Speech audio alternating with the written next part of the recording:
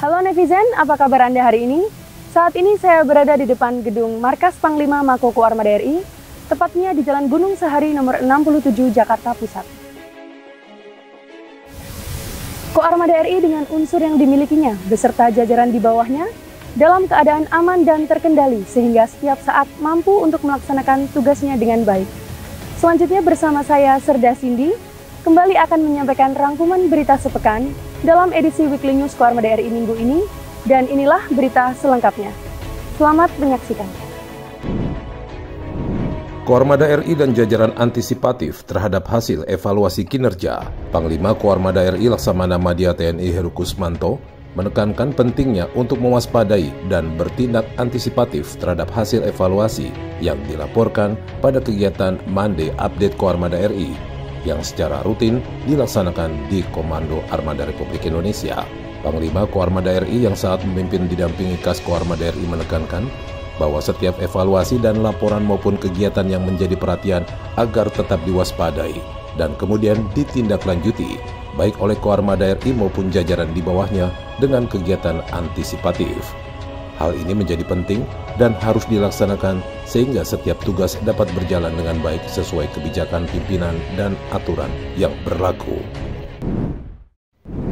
Panglima Komando Armada Republik Indonesia lepas keberangkatan Satgas Operasi Trisila Koarmada RI tahun 2023. Panglima Komando Armada Republik Indonesia Laksamana Madya TNI Heru Kusmanto melepas keberangkatan Satgas Operasi Trisila Koarmada RI tahun 2023 dengan didampingi Kepala Staf Pang Kolinlamil di Dermaga Kolinlamil Tanjung Priuk, Jakarta Utara. Pelepasan Satgas Operasi Trisila Koarmada RI tahun 2023 oleh Pang Koarmada RI ini ditandai dengan keberangkatan kapal perang Republik Indonesia KRI Teluk Calang 524 sebagai kapal markas yang selama melaksanakan operasi akan didampingi 4 kapal perang, yakni KRI Ciptadi 381, KRI Kerambit 627, KRI Barakuda 633, dan KRI Kurau 856, dan didukung 2 pesut, 1 kompi marinir dengan rampur yaitu tank BMP 3F 3 unit dan BTR 50 PM 5 unit, dan melibatkan sebanyak 687 personil. Tujuan dari dilaksanakannya operasi Trisila ini adalah untuk menegakkan hukum dan keamanan di wilayah perairan dan wilayah yurisdiksi Indonesia dari segala bentuk pelanggaran hukum laut, serta sebagai upaya menunjukkan eksistensi bangsa Indonesia kepada dunia internasional dalam menjamin keamanan dan melindungi kepentingannya di laut. Pang Koarmada Republik Indonesia pimpin Sertijab Aspers dan Askomlek Koarmada Republik Indonesia. Panglima Komando Armada Republik Indonesia memimpin upacara pengambilan sumpah dan penandatanganan fakta integritas, serta serah terima jabatan Asisten Personil atau Aspers dan Asisten Komunikasi dan Elektronika atau Askomlek Pang Koarmada RI di Lounge Macan Tutul, Mako Koarmada RI, Jakarta Pusat. Jabatan Aspes Pang Koarmada RI diserahkan dari Laksamana Pertama TNI Deri T. Suhendi kepada Laksamana Pertama TNI Tresna Kusumawati, dan Askomlek diserahkan dari Laksamana Pertama TNI Retarto Setio Warsongko kepada Kolonel Laut Pelaut Hari Mulyadi. Peringatan Nuzul Quran 1444 Hijriah di Koarmada RI.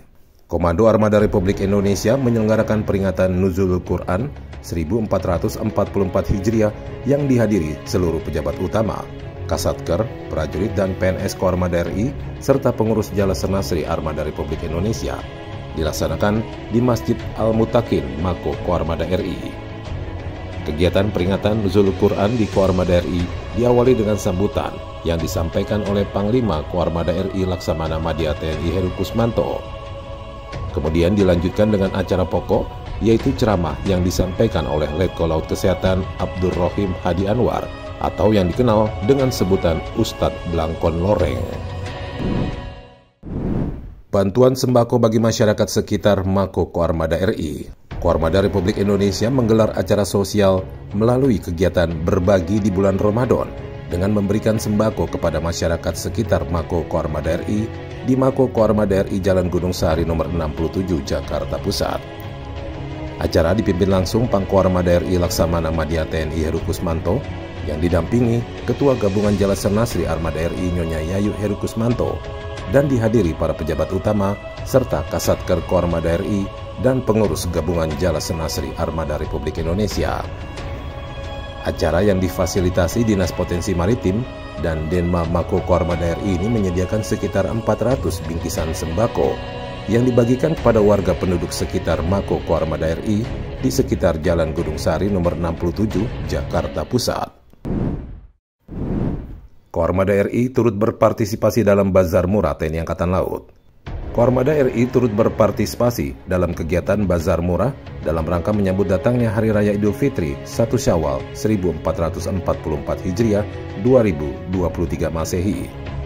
Acara pembukaan dan sambutan Kasal pada kegiatan tersebut disaksikan secara virtual oleh seluruh satuan dan jajaran TNI Angkatan Laut termasuk Koarmada Republik Indonesia, Pusidrosal, dan Kolin Lamil yang secara bersama mengadakan bazar dan pemberian bingkisan lebaran dari Kasal yang digelar di Balai Samudra Kelapa Gading, Jakarta Utara.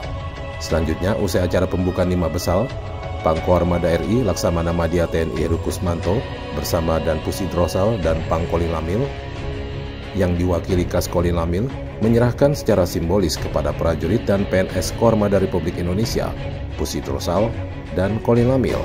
Selanjutnya pembukaan bazar dikunjungi seluruh prajurit dan PNS Koarmada RI, Pusidrosal, dan Kolin Lamil.